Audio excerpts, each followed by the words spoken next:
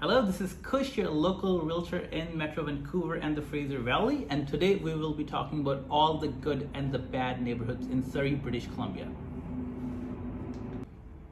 Okay, so we're here at the map of the Fraser Valley. Everything west of 120th is Delta, and everything east of 196th is Langley, and everything in between is Surrey. Let's start from the very top. The number one neighborhood in Surrey, according to me and according to hundreds of people I've worked with in the past, is Panorama Ridge. Panorama Ridge is located south of 64th Ave, but the true Panorama is south of Highway 10. This is where most of the 20,000, 30,000 square foot lots are, and this is where most of the 6, 7, 8,000 square foot mansions are. Okay, moving on. Fraser Heights is a very, very desirable neighborhood as well. It has got some really nice views, and most of the subdivision is fairly new in the late 90s to early 2000s. And the houses are pretty big, and most of the houses in Fraser Heights also don't have a basement suite. So there's less cars, less congestion compared to the rest of Surrey, and it's also a very, very desirable neighborhood. Okay, moving on to Fleetwood. Fleetwood and Tynehead, it's the same thing. It's a huge neighborhood. There's a lot of parks, there's a lot of things to do, a lot of nice schools. And this is the neighborhood which is very central, and there's a lot of different ethnicities that live together. And this is overall a very, very family-friendly neighborhood. And right next to Fleetwood is Bear Creek Green Timbers. And similar to Fleetwood, there's a lot of parks here in Bear Creek and a lot of creeks as well. So if you're looking to buy for your own family to move in, this is a really nice neighborhood. But for future development, there's some issues if you're buying a house which is backing onto a creek because of the setbacks and stuff. And right next to Bear Creek is Queen Mary Park. I've never heard anyone say anything bad about this neighborhood. Everyone who lives here pretty much loves it. There's nothing wrong with the neighborhood. It's very flat, it's perfect for future development. It's not very hilly. There's a lot of big houses, like 6,000 square foot houses and 7,000, 8,000 square foot lots here. A lot of the subdivision was in the early 2000s, mid 2000s, and of course the brand new houses. Okay, and moving on to, let's talk about Sullivan Station. Sullivan Station is a fairly new neighborhood. It's fairly congested compared to the other city. There's a lot of 3,000, 4,000 square foot RF13 lots, a lot of townhouses here near 64th, 136th. And it's just overall, it's a nice neighborhood.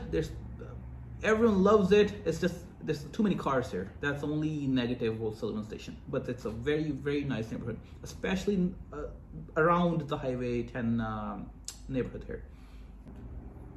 Okay, let's talk about Guildford. Guildford is a very nice neighborhood, but some people tend to confuse it with Wally, and they think there's a lot of homelessness here. Even though there is some in around the Guildford Mall, but overall it's a very nice neighborhood, very desirable by a lot of people. People who do not like Surrey in general tend to live in Guildford because it's a little outside of Surrey. And the Guildford Mall is really nice, it's very convenient. There's a couple of schools here which are really nice as well. Let's jump over to Cedar Hills. Cedar Hills is a very nice neighborhood. Houses here tend to sell fairly quickly. But there's one thing that you need to be aware of. If you're an investor, there's a St. Helens Park here. This is all CD zoning, and you cannot build bigger houses. Usually there's it's 8,700 square foot lots. Lots are big, but the house size that you're allowed to build on these specific lots is like 2,700 square feet. When on a traditional normal RF zoned lot, you can build 5,600 square feet. But other than that, it's a nice neighborhood. There's no complaints. A lot of townhouses coming on 128th here, and the south you go, the more expensive it gets as well. Okay, let's move to the next one, Royal Heights. Royal Heights is probably one of the smallest neighborhoods in entire Surrey. There's pros and cons to it. Pros, it's beautiful neighborhood. There's beautiful Fraser river views and some mountain views and some New City views, especially around the river road here. There's a beautiful Royal Heights Park, the Royal Heights Elementary School. It's mostly bigger lots, 7 to 11,000 square foot lots, and older 60s, 70s built houses. But there's a big con. It's a pretty hilly neighborhood. Lots of steep slopes here, especially Miller River Road.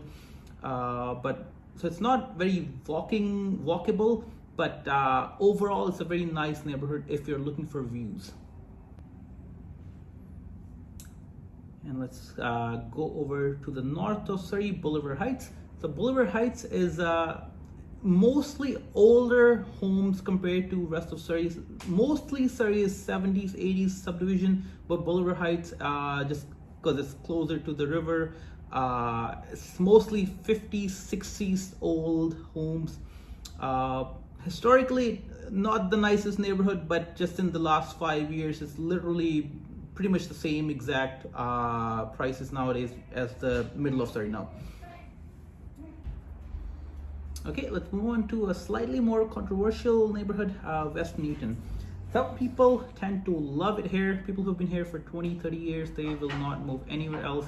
And people, especially who are from Vancouver, they will not touch this neighborhood with a 10-foot pole. It's overall a very nice neighborhood. KPU is here. It's very diverse. It's very central. 72 Avenue takes you all the way to Alex Fraser Bridge and to Vancouver. And there's nothing bad about the neighborhood. There used to be some gang wars back in the 1990s, but nowadays it's very quite peaceful neighborhood. And east of West Newton is of course East Newton.